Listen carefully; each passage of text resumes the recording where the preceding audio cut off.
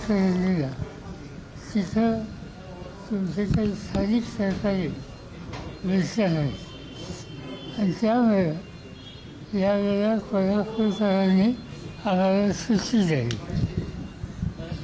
बारामतीला तुम्ही थोड्या वेळ जाऊन पाहणी करणाऱ्या शेतकऱ्यांचं नाही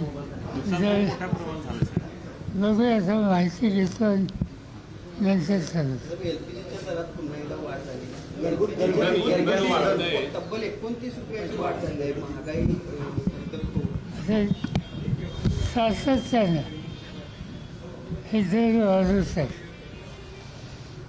आणि ते वाढत असताना सुरुवात 2 लोकांनी केली, नंतर वाढत वाढत आज कुठं आलेलं.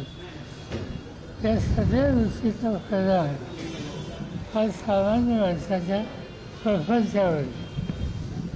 प्रधानमंत्र्यांनी सुरुवातीला सांगितलं की आम्ही महागाई नियंत्रित ठेवतो आहे, पण नियंत्रित याचा अर्थ टप्प्याटप्प्याने हा धक्का द्यायचा हे त्याचं सूत्र आहे आणि त्याची राजकीय किंमत सत्ताधाऱ्यांना योग्य रीत आहे.